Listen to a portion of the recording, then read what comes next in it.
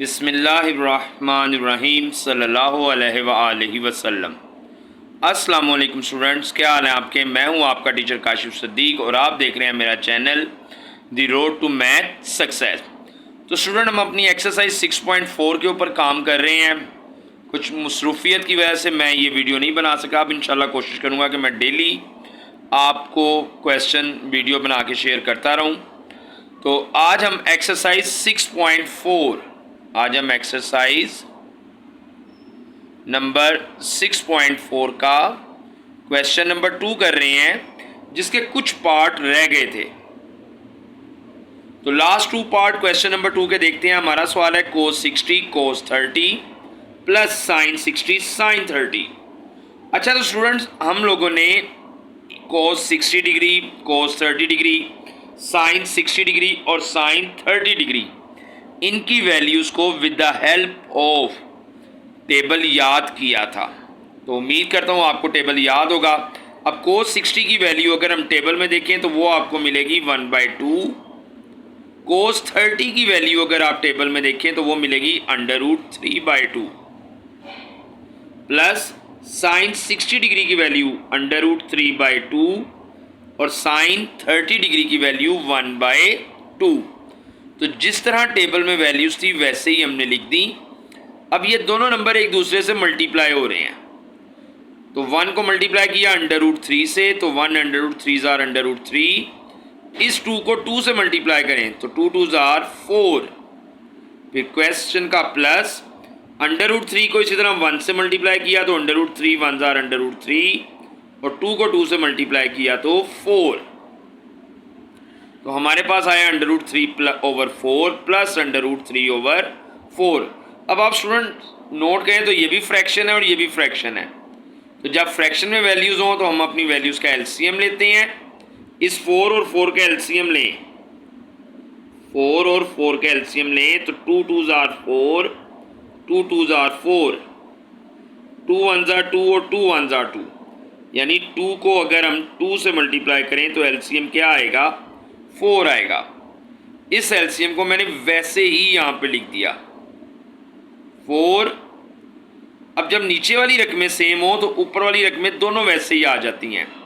यानी इस यहाँ पर भी 4 है तो 4 1 ज़ार 4 √3 वैसे ही, 4 1 ज़ार 4 √3 वैसे ही। अब √3 प्लस √3, ये दोनों स्टूडेंट √3 प्लस हो रहे हैं तो मैं लिखूंगा 2 टाइम ऑफ √3/4। √3 और √3 प्लस हो रहे थे तो 2 टाइम √3, नीचे 4 लगा दिया। अब नेक्स्ट ये 2 इस 4 से डिवाइड हो जाएगा, 2 2 ज़ार 4। यानी 2 √3 को जब हमने डिवाइड किया 4 से तो 2 2 ज़ार 4।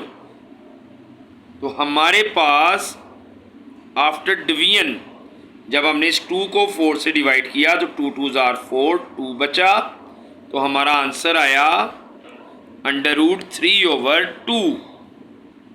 ठीक है स्टूडेंट, समझ आया।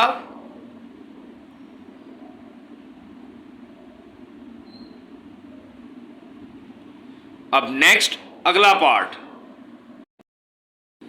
बिस्मिल्लाहिर्रहमानिर्रहीम। नेक्स्ट क्वेश्चन है tan π/6 इंटू cot π/6 प्लस 1। अच्छा, ये जो π/6 होता है स्टूडेंट, ये रेडियन फॉर्म में होता है। तो आप रेडियन फॉर्म में भी सॉल्व कर सकते हैं, डिग्री में भी सॉल्व कर सकते हैं। तो डिग्री की वैल्यूज़ याद करना आमतौर पर आसान होता है। तो हम क्या करते हैं, इस डिग्री को रेडियन में बदल देते हैं। π/6 को 180/π से मल्टीप्लाई करना है तो π से कट जाएगा, 6 3 ज़ार 18। यानी π/6 जो रेडियन में है वो डिग्री में बन जाएगा 30 डिग्री। ठीक है स्टूडेंट, तो मैंने लिखा tan 30 degree cot 30 degree plus 1। अब tan 30 डिग्री की वैल्यू अगर हम टेबल से देखें तो वो 1/√3 है। cot 30 डिग्री की वैल्यू टेबल से देखें तो टेबल में तो इसकी वैल्यू ही नहीं है। टेबल में तो वैल्यू है साइन की या कोस की या टेन की। तो फिर कॉट की वैल्यू कहाँ से आएगी।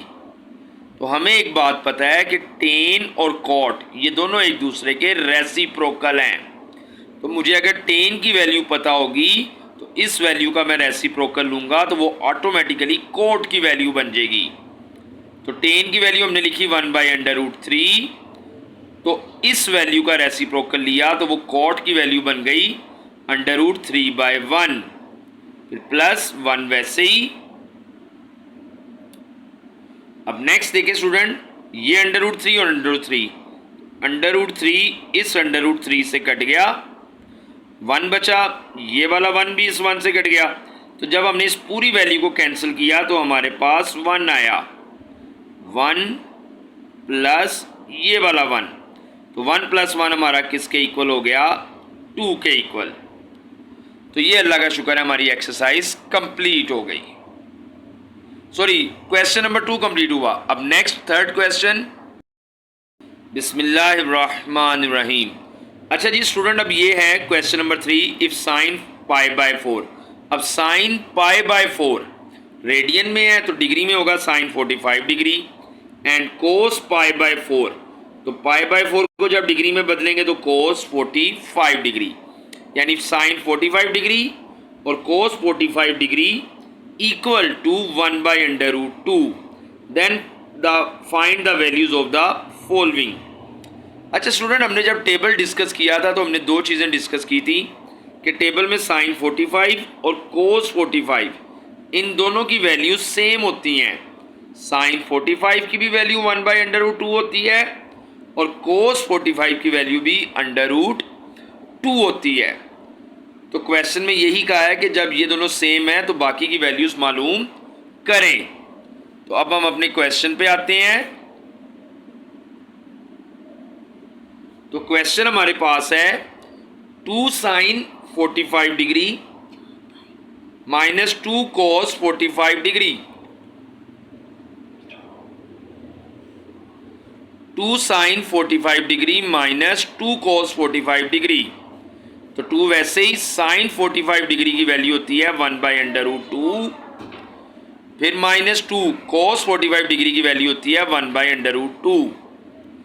हमने साइन की जगह उसकी वैल्यू पुट कर दी, कोस की जगह उसकी वैल्यू पुट कर दी। अब 2 को 1 से मल्टीप्लाई किया तो 2 1 ज़ा 2, नीचे √2 वैसे ही, फिर माइनस इस 2 को भी 1 से मल्टीप्लाई किया, 2 1 ज़ा 2, नीचे √2 वैसे ही। तो ये मेरे पास बचा 2/√2 माइनस 2 1 ज़ा 2 किया तो 2/√2। अब इस नीचे वाली रकमों का एलसीएम लेना है हमने। √2 का जब एलसीएम लेंगे तो √2 √2 √2 1 ज़ार √2, फिर √2 1 ज़ार √2। तो स्टूडेंट जब हमने एलसीएम लिया 2/√2 माइनस 2/√2, तो √2 का एलसीएम √2 आया। अब जब नीचे वाली रकमें सेम हो तो ऊपर वाली रकमें वैसे ही आ जाती हैं, यानी 2 - 2। अब 2 में से 2 माइनस किया तो 0। अब 0 को किसी भी नंबर से डिवाइड करें तो हमारा आंसर 0 ही आता है। अब next question 3 cos 45 degree plus 4 sin 45 degree. अब 3 वैसे ही cos 45 डिग्री की जगह उसकी वैल्यू पुट की 1/√2 प्लस 4 sin 45 डिग्री की जगह वैल्यू पुट की 1/√2। अब इस 3 को 1 से मल्टीप्लाई करना है, यानी 3 को पूरी वैल्यू से मल्टीप्लाई करना है, तो 3 × 1/√2। तो कुछ स्टूडेंट समझते हैं कि 3 1 से भी मल्टीप्लाई होगा, 3 √2 से भी मल्टीप्लाई होगा, पर ऐसा नहीं है। ये देखें, ऊपर वाली रकम सिर्फ ऊपर वाले से मल्टीप्लाई होती है। अब 3 के नीचे कुछ नहीं था तो हमने 1 लगा दिया। ऊपर वाली रकम ऊपर वाले से मल्टीप्लाई, नीचे वाली रकम नीचे वाले से मल्टीप्लाई, फिर प्लस। अब 4 को मल्टीप्लाई 1/√2 से किया तो जिसके नीचे कुछ नहीं उसके नीचे 1। 4 को मल्टीप्लाई 1 से किया तो 4, 1 को √2 से मल्टीप्लाई किया तो √2। अब हमारे पास आया 3/√2 प्लस 4/√2। फ्रैक्शन में है, अगेन एलसीएम लिया तो √2 और √2 का एलसीएम, √2 और √2 तो सेम वैल्यूज हो तो वही एलसीएम आता है स्टूडेंट। √2 1 ज़ार √2 1 ज़ार, तो हमारा एलसीएम √2 आया। ऊपर वाली दोनों वैल्यूज को प्लस किया तो 7 आ गया। ठीक है स्टूडेंट। बिस्मिल्लाहिर्रहमानिर्रहीम। ये last part student 5 cos 45 degree minus 3 sin 45 degree. 5 cos 45 degree की जगह उसकी वैल्यू 1/√2 माइनस 3 sin 45 डिग्री की जगह उसकी वैल्यू 1/√2। अब 5 को इसी तरह 1/√2 से मल्टीप्लाई करना है और 3 को भी 1/√2 से। अब देखें जिसके नीचे कुछ नहीं होता उसके नीचे 1, 5 1s are 5, 1 को √2 से किया तो √2 माइनस 3 1s are 3, जिसके नीचे कुछ नहीं उसके नीचे 1, तो 1 को √2 से किया तो √2। अब ये दोनों रकमें फ्रैक्शन में है और सेंटर में इनके माइनस है, तो फिर हम स्टूडेंट इसका एलसीएम लेंगे। हमने इन दोनों वैल्यूज़ का 5/√2 माइनस 3/√2 का एलसीएम लिया। √2 और √2 इन दोनों का एलसीएम √2 ही आएगा। जब नीचे वाली रकमें सेम हो तो ऊपर वाली रकमें भी वैसे ही आती हैं, यानी 5 माइनस 3, तो 5 माइनस 3 आपके पास आया 2/√2। तो स्टूडेंट याद रखिएगा जवाब आपका ये भी ठीक है 2/√2, लेकिन अगर हम पीछे वाला आंसर मैच करने लगें तो पीछे वाले आंसर में कुछ और ही जवाब दिया हुआ है। तो फिर हम क्या करेंगे, हमने एक चीज़ पढ़ी है, अगर बटे के नीचे अंडर वाली रकम हो जैसा कि ये है √2 और मैं इसे ख़त्म करना चाहता हूँ, तो मैं इसी √2 से, ये देखें स्टूडेंट 2/√2 है, मैं इसी √2 से मल्टीप्लाई भी करूँगा और इसी √2 से डिवाइड भी करूँगा। अब ऊपर वाली रकम को ऊपर वाले से मल्टीप्लाई और नीचे वाली रकम को नीचे वाले से, तो ये 2 तो √2 से मल्टीप्लाई हो गया। 2 को जब √2 से मल्टीप्लाई किया तो 2/2। अब नीचे वाली दोनों रकमें सेम है, तो मैं इसे लिख सकता हूँ √2 का स्क्वायर। अब मुझे उससे क्या आसानी होगी, ये 2/2 ऊपर वाला तो वैसे ही, हाँ नीचे वाला जो अंडर है वो ये स्क्वायर इस अंडर से कट जाएगा। जब ये स्क्वायर इस अंडर से कट गया मेरे पास ऊपर बचा 2/2। जब स्क्वायर अंडर से कटा तो नीचे सिर्फ 2 बचा। अब फाइनल ये 2 भी इस 2 से कट गया और हमारे पास जवाब आ गया सिर्फ ऊपर वाला √2। ठीक है स्टूडेंट, तो ये एक्सरसाइज ख़त्म हो गई। उम्मीद करता हूँ अल्लाह के फजल करम से आपको समझ आ गया होगा। तो नई एक्सरसाइज के साथ कल दोबारा मिलेंगे। अपना ख्याल रखिएगा। सी यू अगेन इंशाल्लाह। अल्लाह हाफिज़।